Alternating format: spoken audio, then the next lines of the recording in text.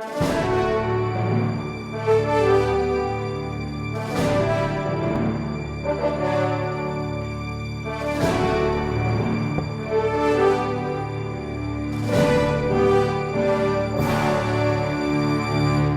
retomamos a nossa reflexão a respeito da escola de Frankfurt.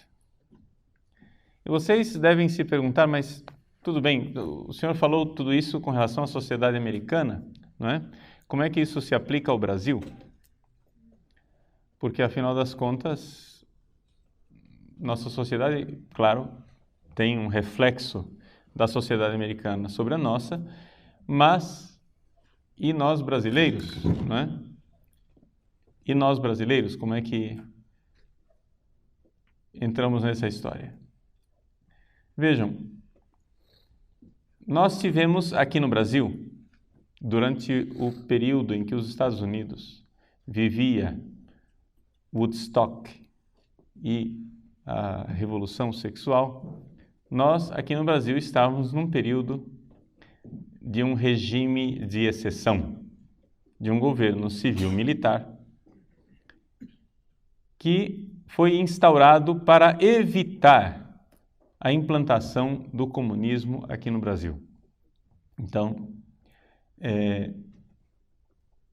em 1964, portanto, antes de que se iniciasse esse processo mundial de transformações culturais, nós aqui no Brasil entramos em um regime civil-militar de exceção. O que é que isso nos influenciou? O que é que isso mudou na história toda? O que acontece é o seguinte: os militares estavam preocupadíssimos com a ascensão do comunismo aqui no país. E era um perigo real, e devemos dizer, para fidelidade à história, que a Igreja apoiou, não é, o regime civil-militar que tomou conta depois de 64. Ou seja, na década de 60, a Igreja Católica Brasileira fez uma série de marchas pela família, pela pátria e pela liberdade contra a ascensão do comunismo, que foi das maiores manifestações civis deste país. Nós éramos, no início da década de 60, uma igreja claramente conservadora e claramente anticomunista. Como é que nós mudamos tanto, né? Quem te viu e quem te vê. Bom, com relação à igreja, deve-se muito à realidade da teologia da libertação, mas também a uma série de transformações internas da igreja que aconteceram depois do Concílio Vaticano II, que foi de 62 até 1965. Com relação a essas transformações eclesiais, eu preferiria falar disso amanhã, que nós iremos tratar mais claramente sobre a teologia da libertação e tratar mais claramente da realidade de igreja enquanto tal. Mas queria colocar aqui a parte da história civil aqui no Brasil. Os militares, embora todo mundo chame o regime de exceção de ditadura, né? Se nós formos comparar com as outras ditaduras que aconteceram na América Latina, talvez nós deveríamos mais acertadamente chamar a ditadura brasileira de dita mole. Não foi tão ditadura assim, não é? Quando terminou o regime militar na Argentina,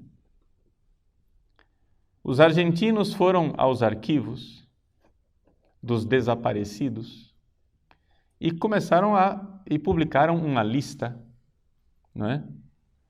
De pessoas torturadas, desaparecidas, presas, etc, etc, tudo isso. E ali colocaram um rol de milhares de pessoas, não sei exatamente o número, mas era uma coisa imensa, na Argentina. Então, fizeram essa lista e publicaram um livro, Nunca Mais. Aqui no Brasil fizeram também o Brasil Nunca Mais.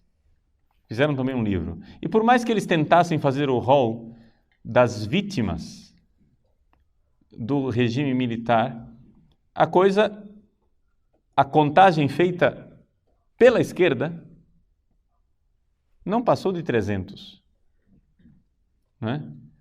300 pessoas que, num regime de ditadura, num país das proporções do Brasil, onde houve claramente luta armada, não é? Porque havia grupos de guerrilheiros armados, é evidente e é claro que o número é bastante baixo. Não somente isso, a chamada repressão militar representou o crescimento da cultura comunista neste país em proporções nunca vistas. Por quê? Porque os militares brasileiros achavam que o comunismo que deveria ser evitado era o comunismo armado. E deixaram de lado o comunismo cultural, a respeito do qual nós estamos falando, o marxismo cultural. E não somente deixaram de lado, subsidiaram o comunismo cultural. Ou seja, o governo militar, por incrível que pareça, dava dinheiro para publicações comunistas. Essa é a realidade do governo militar no Brasil.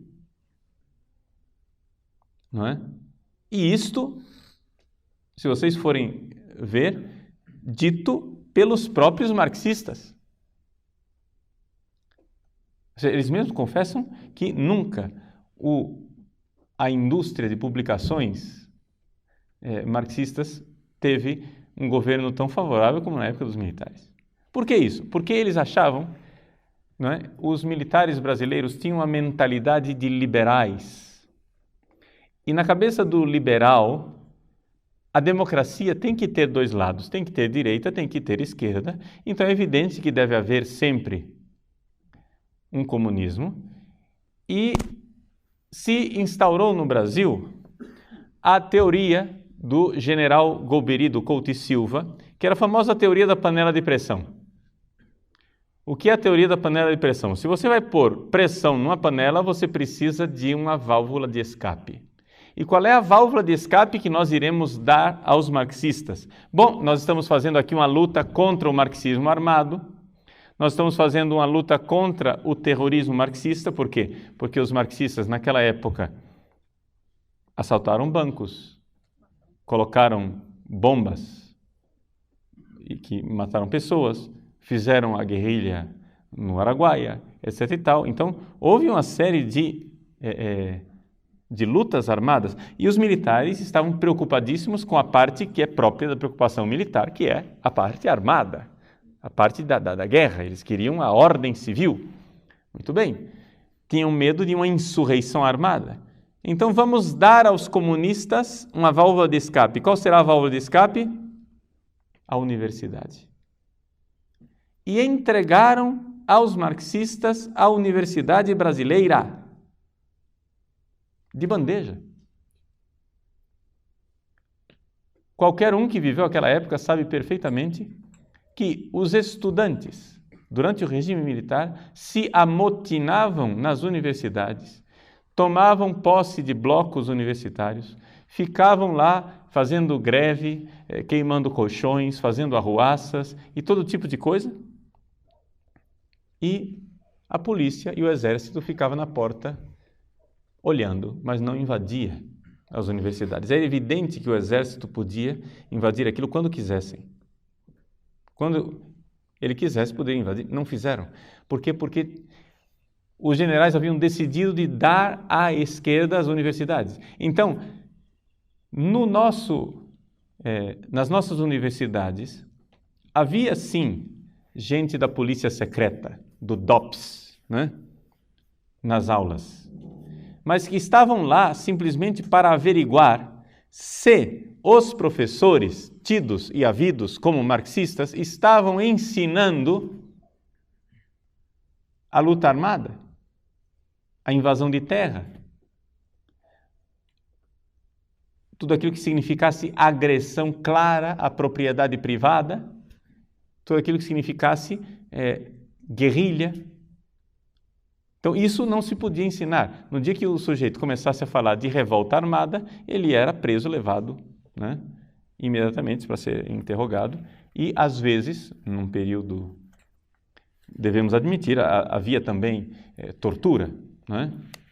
Houve. Infelizmente, essa realidade da tortura. Não estou aqui defendendo tudo aquilo que fizeram os militares, né? Só que a realidade do governo militar foi muito mais matizada, muito mais cheia de nuances do que aquilo que é a caricatura que vocês ouviram dos professores de vocês. Porque os professores de vocês que ensinaram história a vocês nas salas de aula, foram todos eles formados nas universidades naquela época. E formados numa universidade que foi totalmente entregue ao pensamento marxista e ao marxismo cultural. Ou seja, os militares não estavam prontos para identificar essa realidade do marxismo cultural. Estavam somente combatendo o marxismo armado. O marxismo revolucionário clássico e não o marxismo cultural.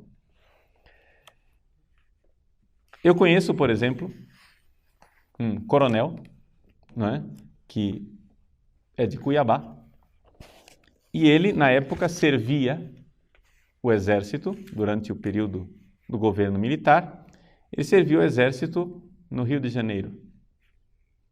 E ele foi incumbido de ir com um destacamento na casa do Dias Gomes e da Janete Claire, 2 escritores de novela da Globo, que eram comunistas de carteirinha, totalmente comunistas.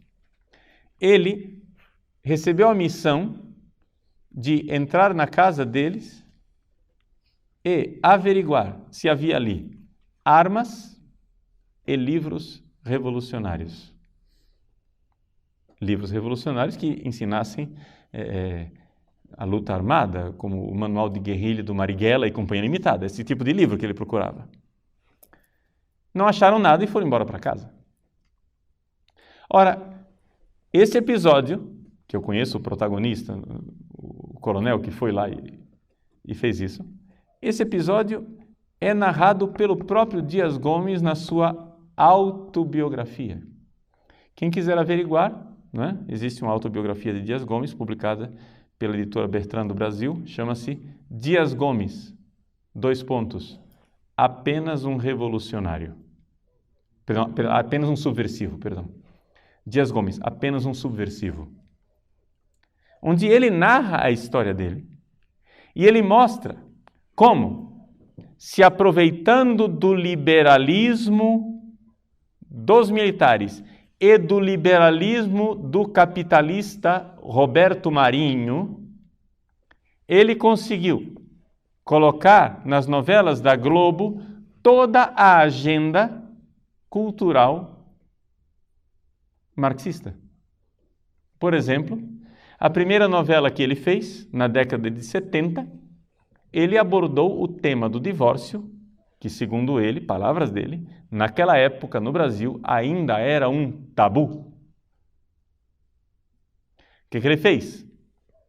Ele fez uma novela onde uma personagem é injustiçada com um marido que é um calhorda, sem vergonha.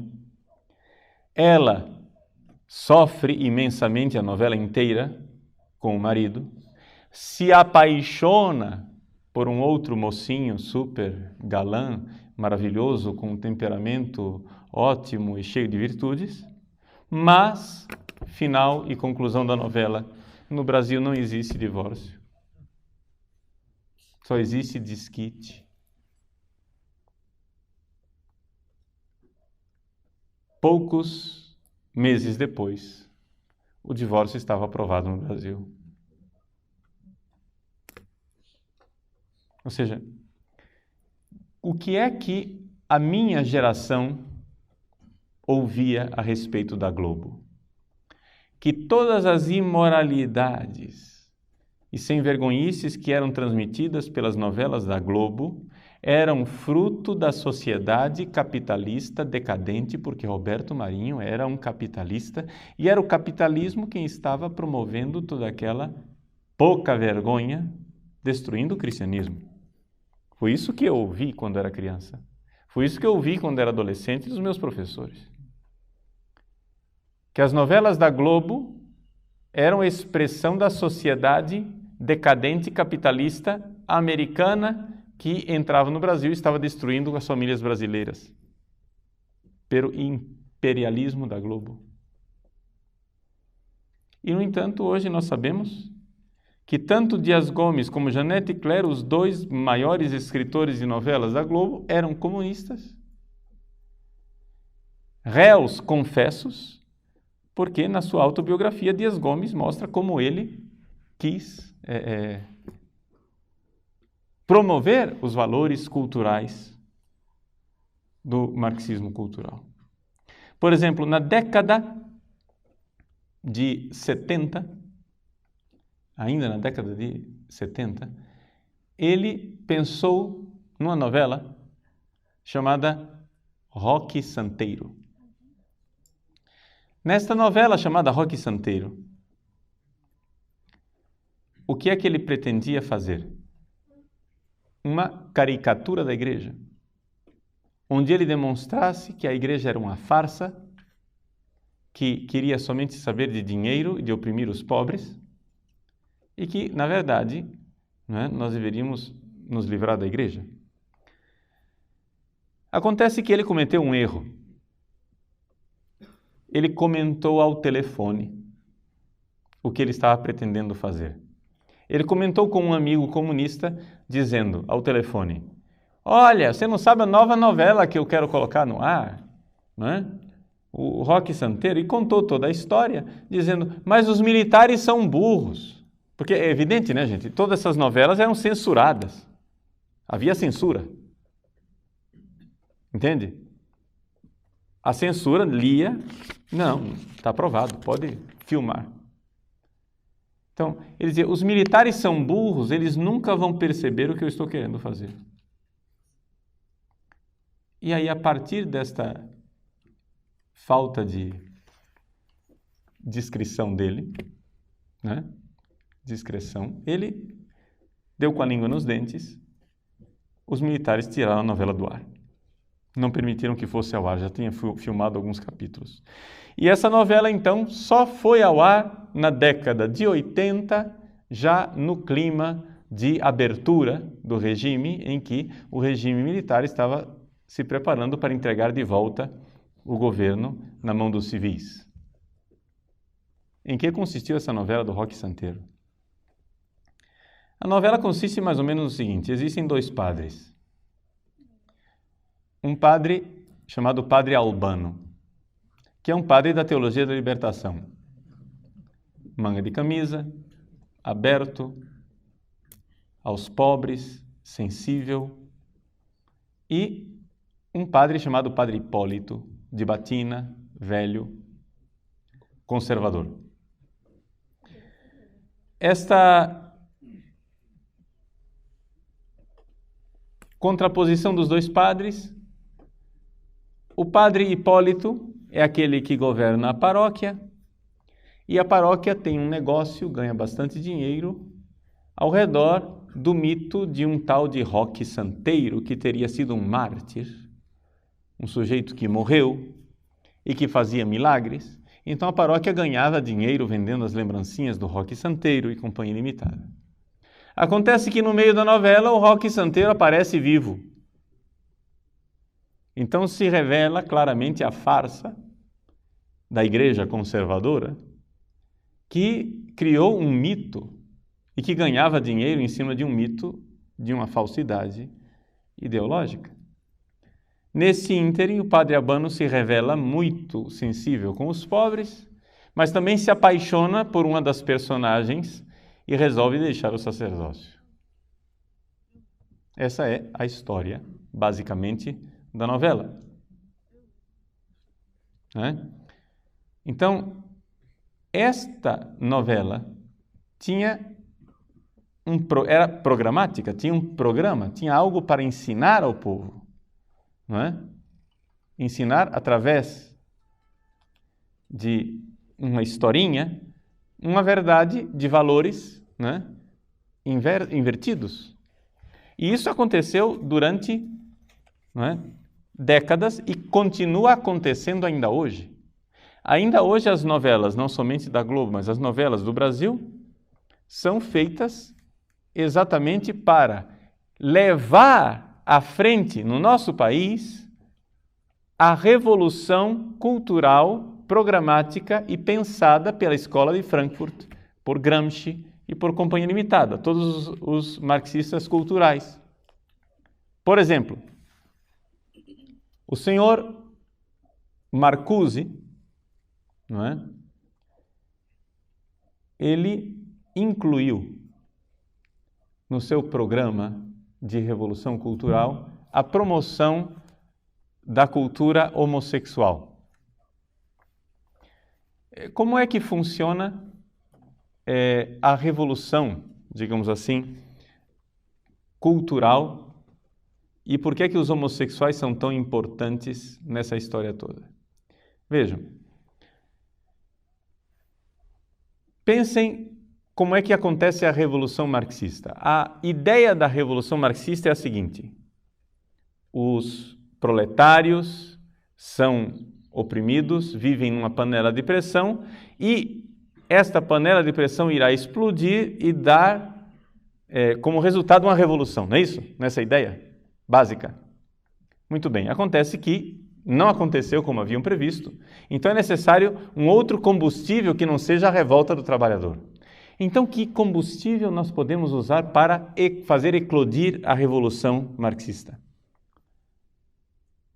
Existe um sentimento humano básico que é a inveja.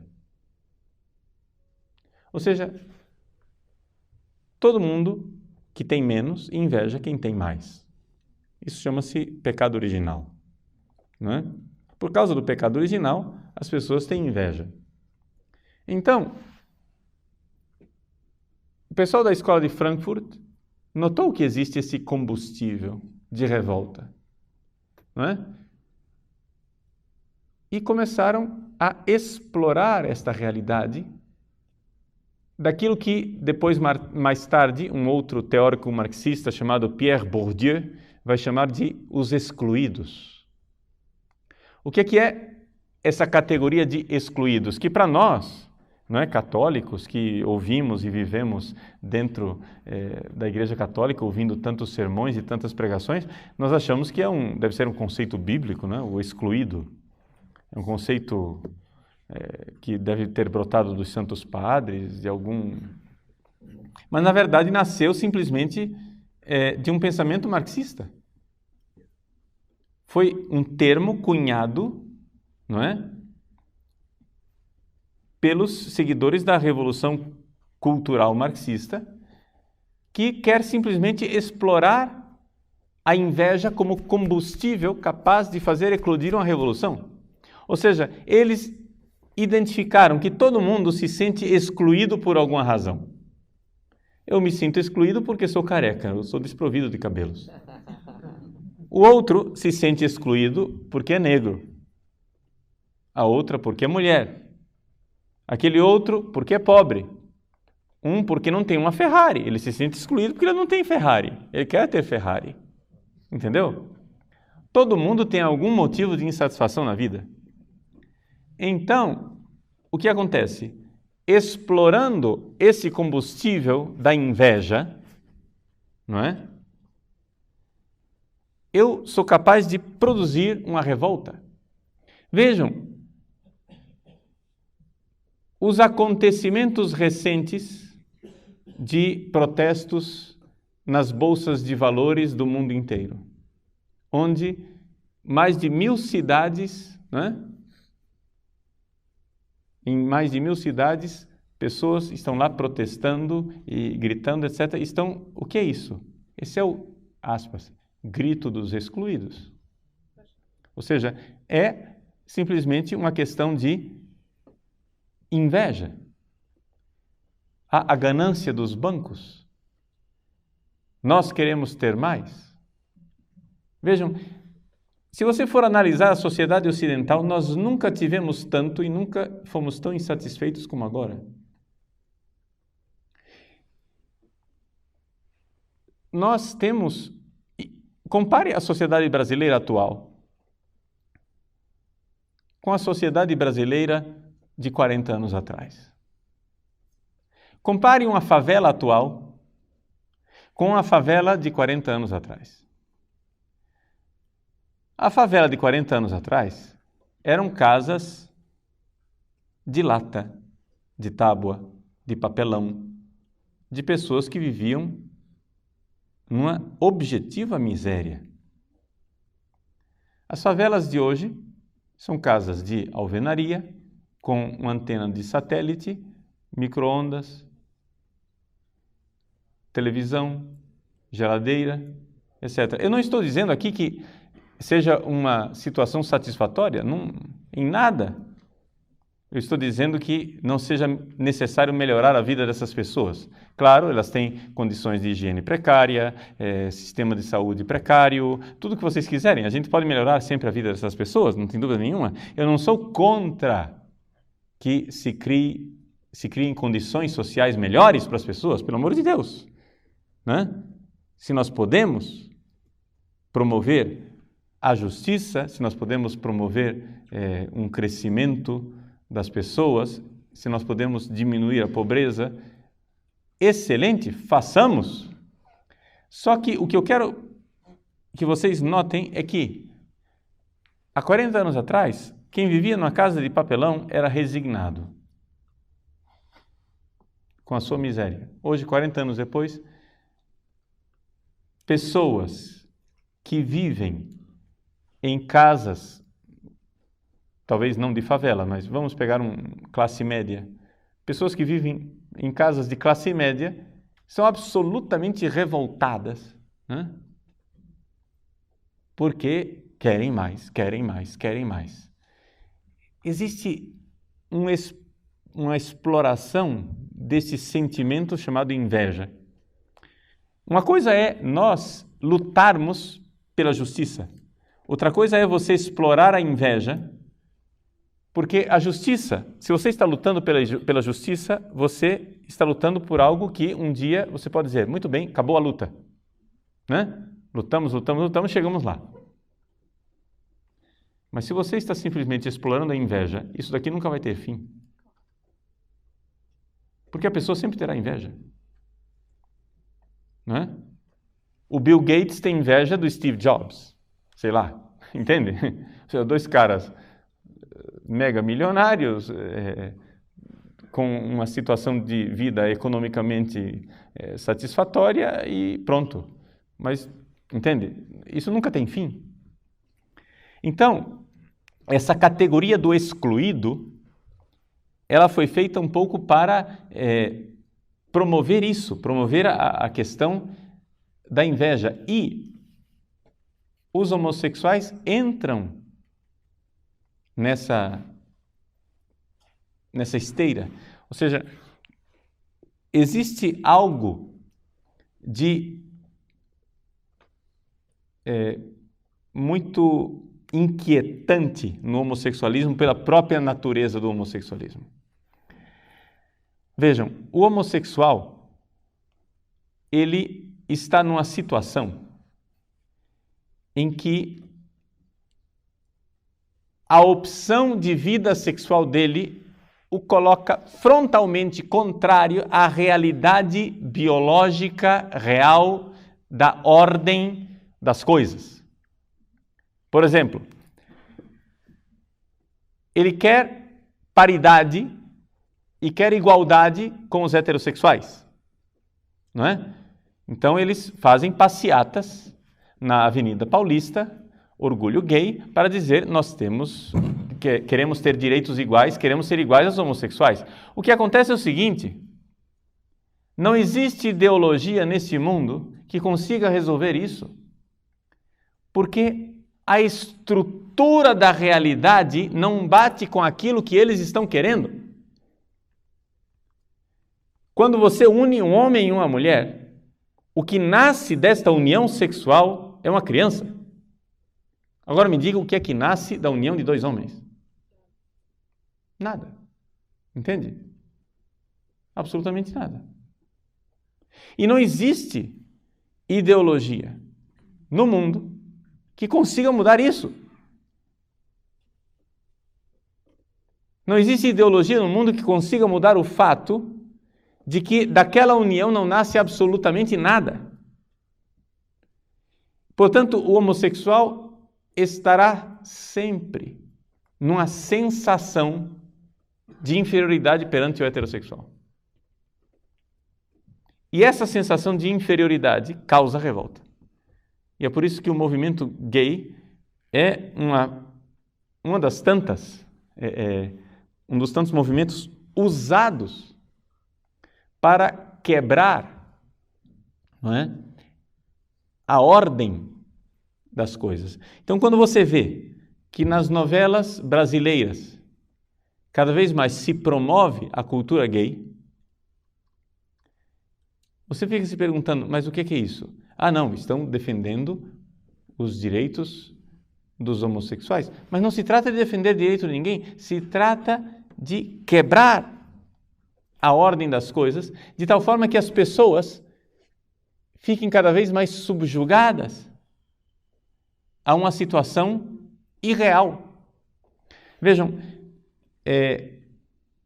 quando, por exemplo, nas novelas, eles descobriram que o brasileiro tem uma certa dificuldade de aceitar o sexo entre dois homens. Por quê? Porque o brasileiro normal vê aquilo com repugnância. Então eles tentaram colocar beijos de dois homens e manifestações sexuais de dois homens nas novelas. Viram que o resultado não foi favorável. Ah, muito bem, descobriram outra coisa. Vamos dar a volta, vamos fazer o seguinte, vamos colocar a relação entre duas mulheres. Porque eles descobriram que o homem brasileiro heterossexual gosta de ver pornografia de duas mulheres tendo relações. Ou seja, o heterossexual aceita muito facilmente duas mulheres. Então, quem é o grande opositor dos direitos homossexuais? É o homem heterossexual. A mulher até que não tem dificuldade. As mulheres, elas aceitam com mais tranquilidade. Mas é o machismo do homem heterossexual que se opõe aos direitos homossexuais. Então vamos fazer o quê? Vamos colocar nas novelas, não é? Duas mulheres, porque o heterossexual aceita. Uma vez que ele se der conta de que ele aceita o homossexualismo feminino, eles pretendem fazer isso como uma espécie de navio quebra-gelo que vai quebrando e vai fazendo com que ele... Bom, se você aceita entre duas mulheres, por que você é tão preconceituoso e não aceita com homens? E assim as coisas vão sendo conquistadas aos poucos, não é? Você vai comendo a papa pela beirada. Mas vejam que as pessoas, esse movimento de revolução cultural, eles têm plena consciência de que o que eles estão fazendo é algo lento, gradual e que deve dar a todo mundo a impressão de naturalidade. Isso é importante. Dar às pessoas a impressão de que elas estão num movimento em que a sociedade inteira está indo assim naturalmente. Então, hoje, no Brasil, o marxismo cultural conseguiu a hegemonia da mídia, a hegemonia da cultura de uma forma geral. Eles, sempre usando a linguagem de Pierre Bourdieu, eles pela política de ocupação de espaços, conseguiram dominar a classe falante. Essa é uma terminologia do Pierre Bourdieu. Classe falante quer dizer o seguinte: quem é a classe falante? São aquelas pessoas que produzem cultura, não é? Então, nós estamos falando de jornalistas, cineastas, estamos falando de psicólogos, padres, juízes, políticos, todo tipo de escritores. O que acontece é que, no Brasil, hoje, a classe falante que é formada nas universidades é formada no pensamento do marxismo cultural. E não tem saída. Nas universidades, se você se matricular numa universidade brasileira hoje, você irá ser formado na cartilha do marxismo cultural. Não existe nenhuma universidade brasileira onde isso seja exceção, nem sequer as católicas, ou aliás, principalmente as católicas.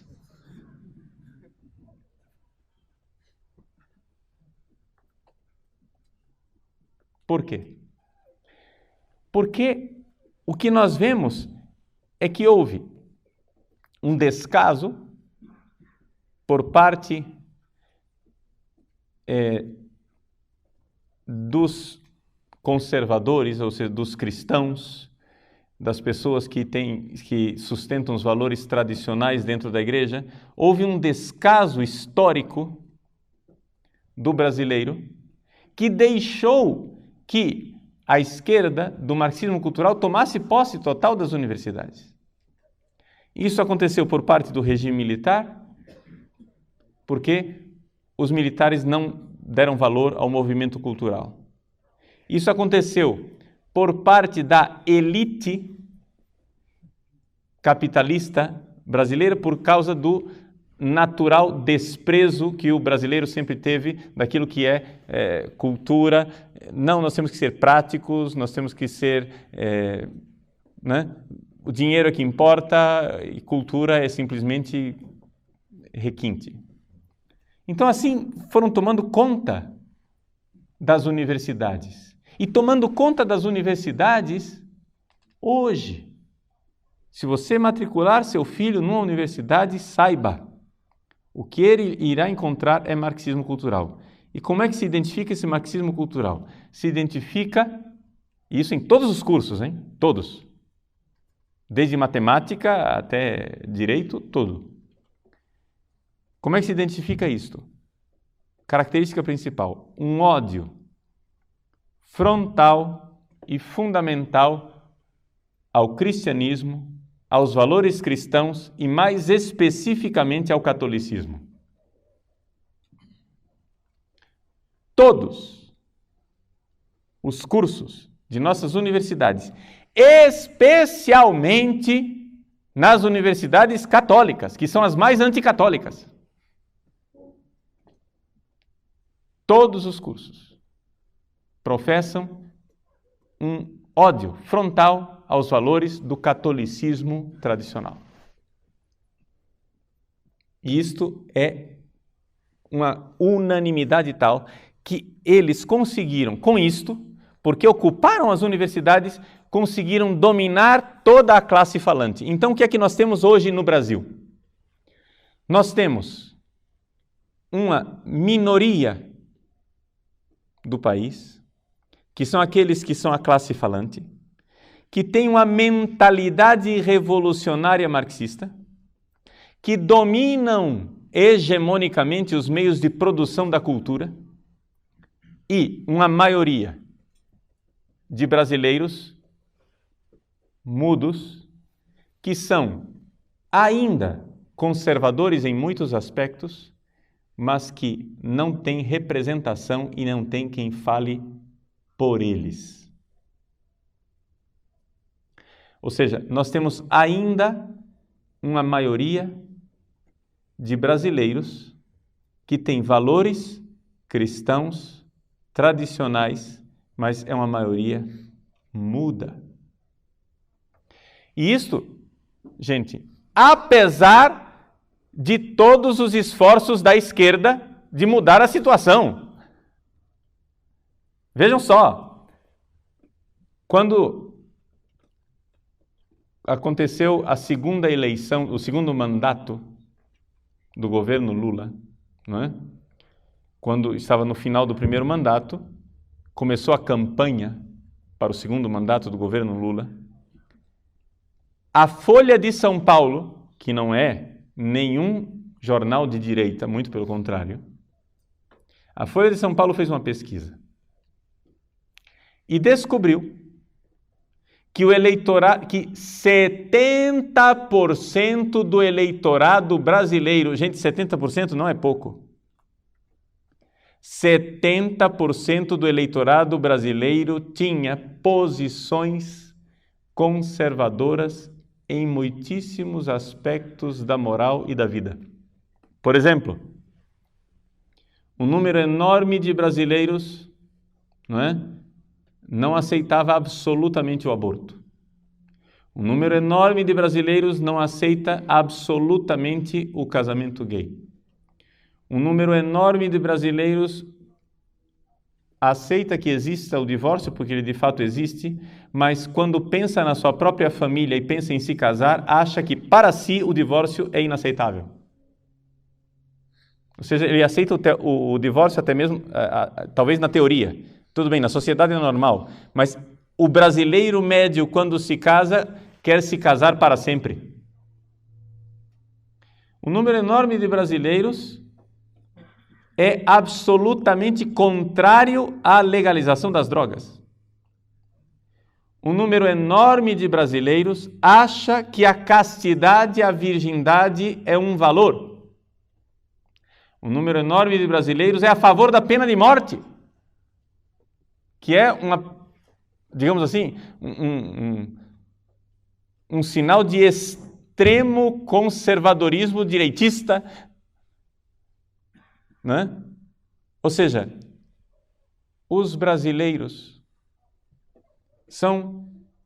existe um substrato de brasileiros que ainda trazem dentro de si os valores cristãos tradicionais, apesar de 40 anos de domínio da esquerda no âmbito universitário e de uma hegemonia total e completa da esquerda na classe falante. Ou seja, o que nós temos no Brasil é uma minoria que ainda tem valores cristãos conservadores, que porém é uma maioria que ainda tem valores cristãos conservadores, mas que é uma maioria muda. E uma minoria falante, loquaz, que faz barulho e dá impressão à maioria de que eles são poucos. Ou seja, qual é a situação do brasileiro atual? Qual é a situação, por exemplo, do católico? Qual é a situação do católico médio aqui no Brasil? O católico que vai à igreja, né? Vamos aqui considerar o católico. Vamos usar essa expressão abominável chamado católico praticante. Né? O chamado católico praticante, católico que vai à igreja, é um católico conservador. Faça uma pesquisa. E o sujeito que vai à igreja, ele tem posições relativamente conservadoras com relação à moral. Mas tem um problema. O padre que está lá na frente não o representa. Ou seja, o padre que está lá na frente foi treinado no seminário para quê? Para promover o diálogo da igreja com a sociedade moderna. Então, lá vai o padre expressar a abertura para o mundo moderno e para as coisas, uma tolerância, uma beleza, etc. e tal, para o mundo moderno. Acontece que esse padre, que foi formado numa mentalidade de cultura marxista, que está em diálogo com o mundo moderno, está falando para ouvidos moucos, porque o povo que ele tem diante de si é conservador. Porque o mundo moderno não vem à igreja, meus senhores. O mundo moderno não senta nos bancos de nossas igrejas, não paga o dízimo e não comunga. O mundo moderno não está nem aí com a Igreja Católica. Agora experimentem na sua paróquia contrariar a opinião comum que se ouve nos vários seminários de que não, que é isso, nós temos que nos abrir ao mundo moderno. Experimentem ser um pouco conservadores. Nós temos essa experiência na nossa paróquia lá em Cuiabá. Nós recebemos uma paróquia que durante 20 anos foi da teologia da libertação. E só faz 3 anos que está nas nossas mãos. Nas nossas mãos eu digo porque não fui eu quem comecei, eu estou há 1 ano na paróquia. Chegaram padres que rezam a missa que está no missal. O pároco começou a dar aula de catecismo todas as terças-feiras à noite do catecismo da Igreja Católica. Nós colocamos um belo confessionário com grades, enquanto um celebra a missa, o outro ouve confissões. Nos domingos, o pároco expõe o Santíssimo Sacramento às 5 da tarde, se senta no confessionário e fica confessando até às 7 horas, quando é a missa paroquial solene com incenso, coroinhas e batines sobre feliz.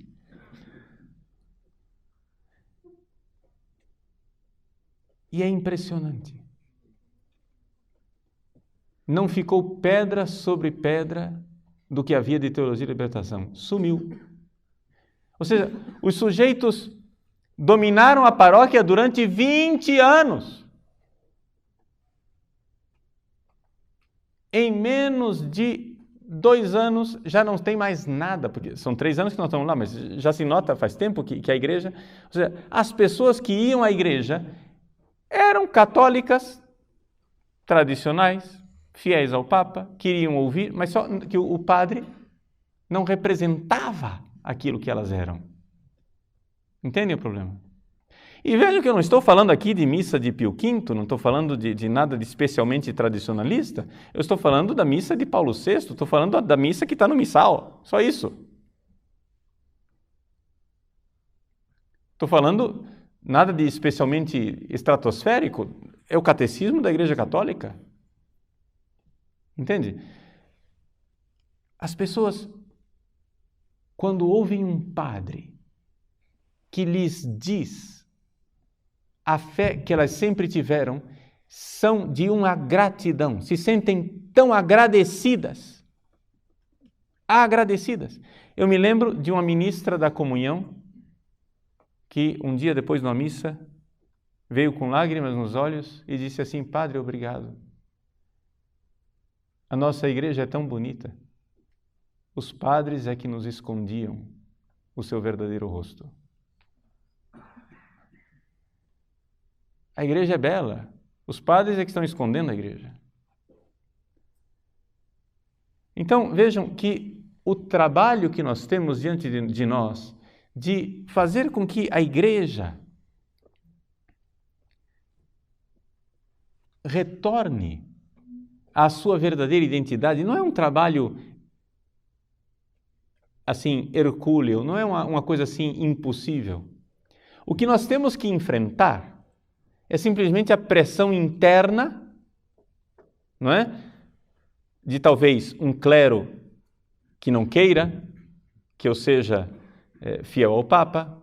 O que nós temos que enfrentar são pressões, talvez, quem sabe até de bispos. Mas uma vez que você é padre,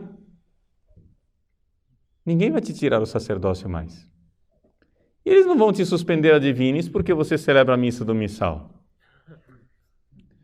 Ninguém vai te expulsar da igreja porque você prega o que está no catecismo. O que acontece é o seguinte: o que nós temos que fazer é nos livrar do câncer que corrói os padres mais conservadores e fiéis ao Papa, que chama-se carreirismo. É evidente. Se você quer as melhores paróquias, se você quer um título de monsenhor, se você quer chegar a ser bispo, se você quer ser cardeal, é evidente que você vai jogar para a torcida e vai se preocupar muito com o que as pessoas pensam de você. Mas se você está preocupado somente em levar as pessoas para o céu e quem sabe, por misericórdia de Deus, você também entrar no céu, se você está preocupado com isso, que te importa se você tem uma paróquia rica ou uma paróquia pobre? Que te importa se você está em Ars ou se você está no Notre-Dame de Paris? Entende? O que importa é se você tem almas e se vai levá-las para o céu. É somente isso que importa. Então, vejam, não há como deter, não há como segurar um padre que tenha temor de Deus e que queira ser fiel à igreja. Por quê? Porque o importante, meus senhores, é que você saiba que o que você está para propor para as pessoas não é algo que você inventou, mas é exatamente aquilo pelo qual as pessoas esperam há anos. A igreja é viva, a igreja é bela, só que acontece que ela está amordaçada.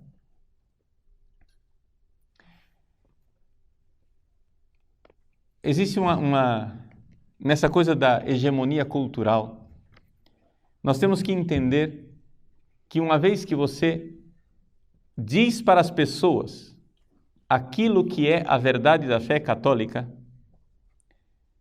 você está dizendo aquilo que as pessoas sempre esperaram ouvir de um padre, o que elas foram exatamente buscar na igreja, mas nunca encontraram. Mas para isso você precisa ter uma vida de padre. O problema aqui é a questão de conversão pessoal. Por exemplo, não é nada fácil você passar horas no confessionário. Se você vai começar a pregar a moral católica, as pessoas vão começar a procurar a confissão. Mas se você não se senta no confessionário, como é que você vai promover mudança de vida? Então, a coisa é muito evidente. As pessoas querem a palavra de Deus. As pessoas querem os sacramentos. Mas, o que encontram? Encontram padres que querem fazer um mega show, gravar um CD, ser famoso, ou então fazer carreira. Mas não encontram aquele padre que é o modelo que a igreja nos dá.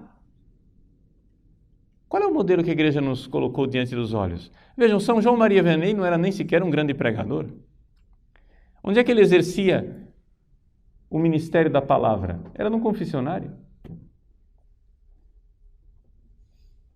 Vejam como esse homem no confessionário e no altar conseguiu converter a sua paróquia e levar as pessoas para o céu com uma carga enorme de penitência e de transformação pessoal. Claro, porque se você quer converter alguém, comece convertendo você. Comece abraçando você a necessidade de conversão. Então, é importante nós entendermos que, sim, existe um povo que nos espera. Existe um povo que espera a verdade. Só que ninguém está falando a verdade. O que há é muito barulho para tentar distrair as pessoas de que as coisas sejam como elas são. Vejam, por exemplo, eu não sou ninguém, não quero aqui, não pretendo me colocar como modelo de absolutamente nada, mas como é impressionante o efeito que o meu site tem causado nos seminários do Brasil. Uma coisa assim, quase que assustadora. Simplesmente pelo fato de que em muitíssimos seminários do Brasil, os seminaristas simplesmente esperam o dia que um formador lhes diga aquilo que está no catecismo. Esperam o dia que um formador lhes diga aquilo que está no missal. Esperam um dia que um formador lhes diga aquilo que está no Código de Direito Canônico. E isso lhes é sonegado. seja, seminaristas vão com sede ao site simplesmente por quê? Porque este meio simples chamado internet está conseguindo romper o silêncio da hegemonia cultural imposta pelo marxismo cultural dentro da igreja. Entende? A gratidão quando um padre abre a boca e fala. É que vocês, graças a Deus, estão num seminário privilegiado. Não é? Mas certamente muitos de vocês talvez tenham passado em outros seminários antes de vir para esse. Não é? Alguns de vocês talvez tenham tido outra experiência de outro seminário. E sabem muito bem o que é a experiência de esperar que o formador lhes dê a missa do missal. E não tem. Lhes dê a doutrina do catecismo. E não tem. Ou seja, a experiência que a gente tem quando você encontra um seminarista que você nunca viu na vida e você fala para ele a coisa mais óbvia do mundo, que é que você crê o que está no catecismo.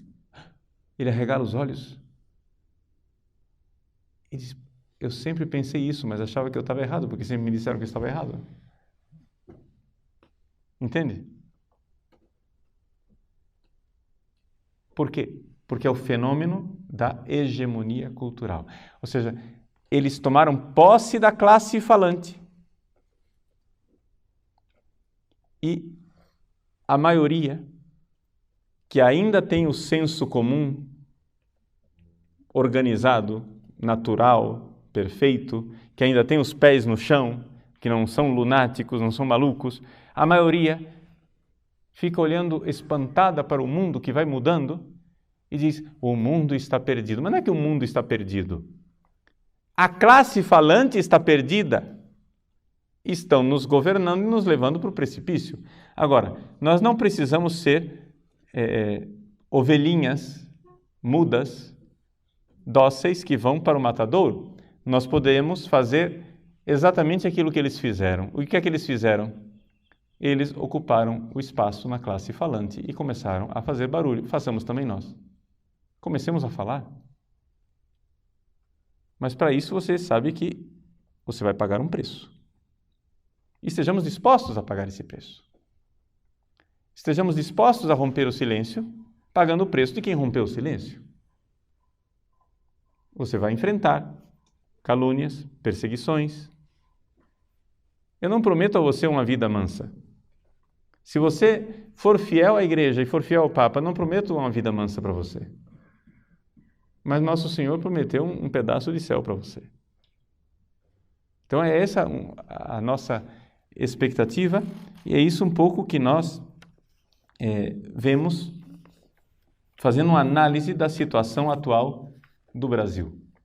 Nós temos uma hegemonia total, acachapante, os meios de comunicação, a classe falante está toda tomada, porém nós temos um número bom de brasileiros que não concorda com isso, eles só não sabem dizer por que as coisas não são do jeito que eles pensam.